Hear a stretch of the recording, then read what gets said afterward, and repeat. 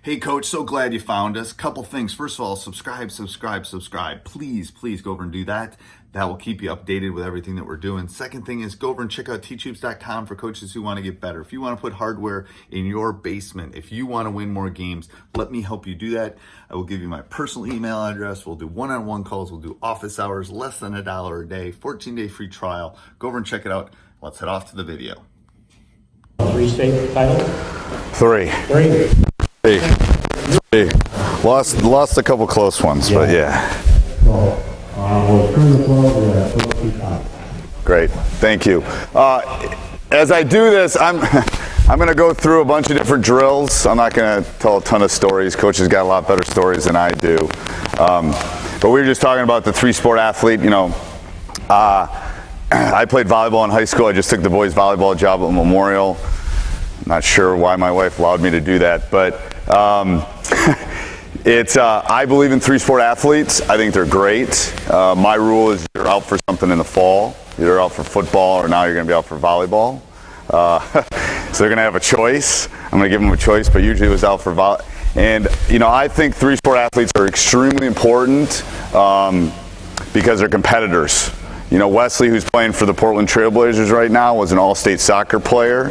Played soccer till his entire high school career. He probably came more beat up from soccer than he did from football. But he was a competitor and he wanted to compete with his friends. I think that's an extremely important thing. I think injuries happen a lot to high school kids because they're doing the same thing. They're playing basketball 24/7, 365 days a year. I think that's why stress fractures happen. I think that's the same motion. You know, they should play soccer, they should play baseball, they should do all that stuff. You know, about 5 years ago, I started making all my guys wear ankle braces when they come to practice. I did it because Wisconsin does that. Nobody plays Division I basketball unless they get taped or they wear braces. It doesn't weaken the ankles. It protects the ankles. In 2009, when we won it with Jerron, who played for Tennessee, if you saw him, he's a Moose now. He twisted his ankle 2 weeks before the state finals, but he had braces on. We were able to get him back, and he was actually able to play. If we probably don't win it in 2009 if he doesn't have braces on. So it's something that there's been a UW study on it. I'm convinced. I can send you the study. Anything I do today, I can send to you. I'm going to try to get through as many drills as possible because when I used to come to these things, that's what I wanted. I wanted stuff that other people did that were effective. So I'm going to give you as many drills, as many things as I can in, you know, an hour plus. Because you know, when I was sitting out there, that's what I wanted. I was jotting down when he was talking. I'm always looking for something new, a new twist or something like that. So I'm going to try to throw as much as he can to you. What Coach was saying, you know, today we live in a Twitter world. We live in a Facebook. You know, I've already probably sent out 3 tweets when we were sitting here. We live in a generation where they're ADHD. The way I run my practices, they're like, I call them machine gun practices. They're fast, they're quick. We go from drill to drill. You know, I don't get my guys. You guys don't get your guys in October and get, you know, 8 months with them. I get 3 months with them. And then they're shipped off to some other guy for all summer.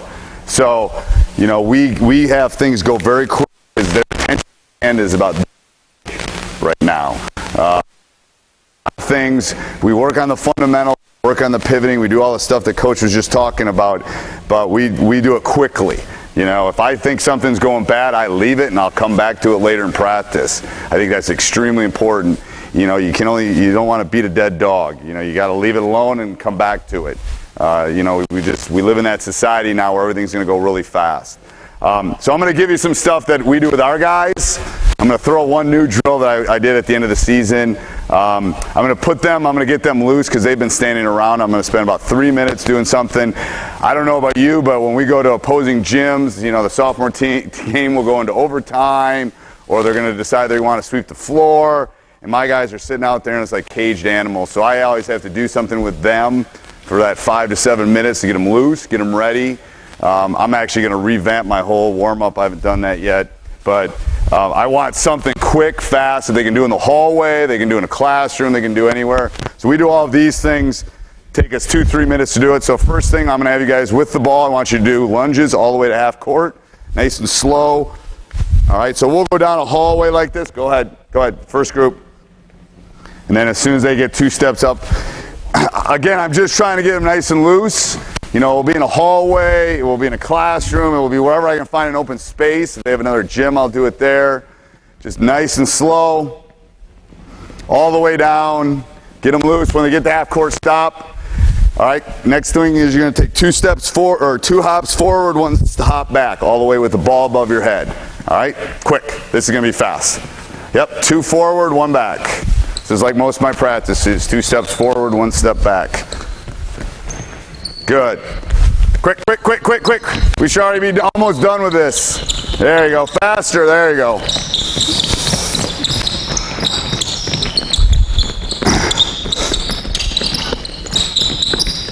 Okay, next thing we'll do sideways to half court. Same thing, quick. Again, 30 seconds. Very fast. Go ahead. Same thing. Sideways. Two sideways and all the way back. There you go. And we do it with a ball whenever we can get them. Obviously, we don't always have a ball in our warm-ups.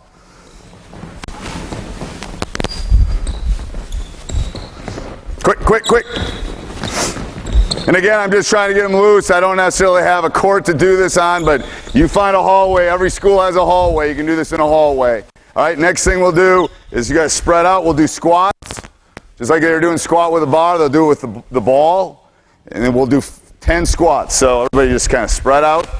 Ball right here, squat. Nice and slow. So I'll walk around and make sure they're doing this very, very slowly. Go ahead. You should feel in your legs when you do it. Back straight, shoulders back. There you go. And usually I'm having them do it with a partner, but we won't do that. So it's like they're squatting in the weight room. So they should be feeling that in their legs a little bit. All right, next one.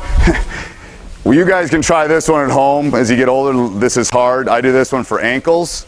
So next one is I have you find a line. Okay, you're going to take the ball. You're going to go down like you're putting it down. You're going to pick it back up. So you're going to do each one here. And you can see I'm shaking because I'm old. All the way back up. There you go. Like that. Down. Side, right side. Yeah, don't tip. And you can do it. We do a lot of these because this does actually strengthen the ankles. Go all the way back out. Good.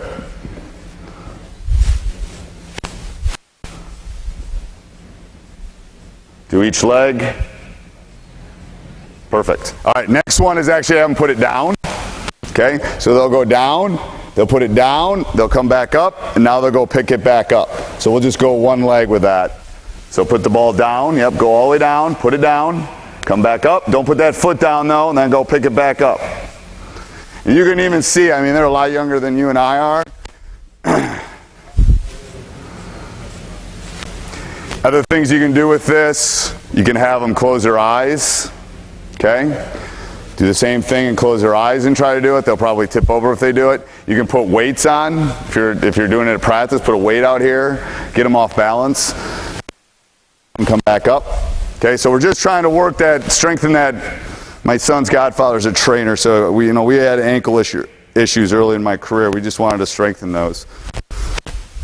All right, next one, put the ball down on the side.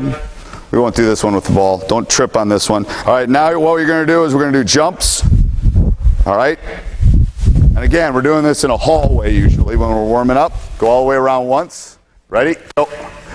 Good. Jump like you're going to do something. Good. All right, stop. Now you're going to go for the rebound. You're going to do the same thing. Jump and go for the rebound. Go up and get the ball. Ready? Go. Good. I want you to land. I shouldn't be hearing all of you if you're doing this right.